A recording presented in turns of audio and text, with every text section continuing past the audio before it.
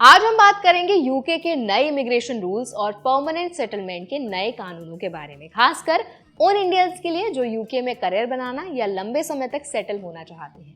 हाल ही में UK home secretary Shabana Mahmood ने रूल्स प्रपोज किए हैं जिनमें हाई अर्नर्स और स्किल्ड वर्कर्स के लिए सेटलमेंट जल्दी मिलेगा, लेकिन बाकी लोगों को लंबा इंतजार करना पड़ सकता है। तो आइए जानते हैं क्या है पूरा मामला आज की इस वीडियो में। हाय, मेरा नाम है वर्षा दुबे और आप मुझे देख रहे हैं एनबीटी टेक एड पर। देखिए, सबसे बड़ी बात तो ये है कि जो लोग सालाना करीब 1.45 करोड़ रुपीस कमाते हैं वो केवल 3 साल में यूके में इंडेफिनिट लीव टू रिमेन यानी कि ILR के लिए अप्लाई कर सकते हैं। ये करंट 5 ईयर रिक्वायरमेंट से कम है और नए प्रपोज्ड 10 ईयर बेस लाइन से भी बहुत नीचे है। हाई अर्नर्स के साथ साथ ग्लोबल टैलेंट और इनोवेटर फाउंडर वीजा होल्डर्स भी इस फास्ट ट्रैक का फायदा उठा सकते हैं। वहीं जिनकी सैलरी लगभग 58 लाख रुपए से 1.45 करोड़ रुपीस के बीच में है, उनके लिए करंट 5 ईयर ट्रैक ही रहेगा।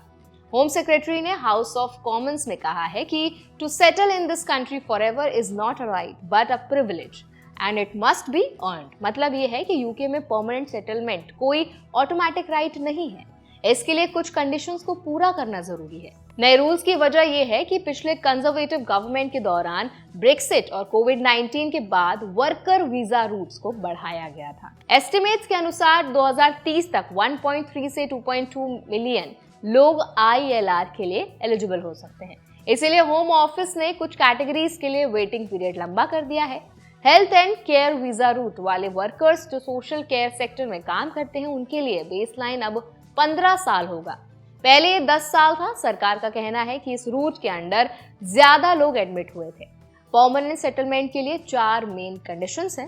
एप्लीकेंट्स का क्रिमिनल रिकॉर्ड क्लीन होना चाहिए, लास्ट 3 इयर्स के नेशनल इंश्योरेंस कॉन्ट्रीब्यूशंस पे किए होने चाहिए, स्टेट या NHS का कोई डेट नहीं होना चाहिए और इंग्लिश कम से कम A लेवल स्टैंडर्ड पर आना चाहिए। अगर ये कंडीशंस पूरी नहीं है तो फिर ILR अप्लाई नहीं कर सकते। इसके अलावा पेनल्टीज भी हैं। अगर कोई बेनिफिट ले रहा है और ड्यूरेशन 12 महीने से कम है तो उसे 5 साल की पेनल्टी भी मिलेगी। लॉन्गर वेलफेयर यूजर्स को 10 साल की पेनल्टी होगी। इलीगल एंट्री या फेल्ड असाइलम क्लेम वालों के लिए 20 साल की पेनल्टी लगेगी। हालांकि ये केवल लिमिटेड केसेस पर ही अप्लाई होगी। इंग्लिश स्किल्स और public service roles ILR process को फास्ट कर सकते हैं। अगर कोई इंग्लिश A लेवल से ऊपर बोल सकता है तो 10 साल बेसलाइन 9 साल तक रिड्यूस हो सकता है। सीनियर लेवल पब्लिक जो सर्विस रोल्स हैं जैसे डॉक्टर्स, नर्सेज और कुछ टीचिंग स्टाफ के लिए 5 साल का ट्रैक कंटिन्यू रहेगा। कुछ लोग नए रूल्स के अंडर से एक्सेम्प्ट रहेंगे। हांगकांग के ब्रिटिश नेशनल ओवरसीज रूट वाले, family members of British citizens और विंडरश स्कीम और EU सेटलमेंट स्कीम वाले एप्लीकेंट्स को अलग एक्सेस दिया जाएगा। इंडियंस को इस नए सिस्टम में केयरफुल रहना बहुत जरूरी है। हाई अर्नर्स और स्किल्ड प्रोफेशनल्स को अपनी एलिजिबिलिटी, इंग्लिश प्रोफिशिएंसी और कंट्रीब्यूशन रिकॉर्ड को सही तरीके से प्रिपेयर करना चाहिए। ILR अप्लाई करते समय सभी डॉक्यूमेंट्स एक्यूरेट और कंप्लीट होने चाहिए। बेनिफिट्स, वेलफेयर और लीगल कंप्लायंस का रिकॉर्ड साफ होना चाहिए।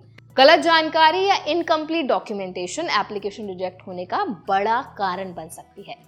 तो आई होप इस वीडियो में आपको समझ आ गया होगा कि यूके के अभी जो नए इमिग्रेशन रूल्स हैं वो किस तरह से चेंज हो रहे हैं और आपको किस तरह के प्रिकॉशंस लेने की बहुत ज़रूरत है। अगर ये वीडियो आपको हेल्पफुल लगा हो तो लाइक करें, शेयर करें। ऐसे और भी अपडेट्स के लिए, वीडियोस के लिए, इन्फॉर्मेशन के लिए हमारा चैनल एनबीटी टेक एड को भी जरूर सब्सक्राइब करें।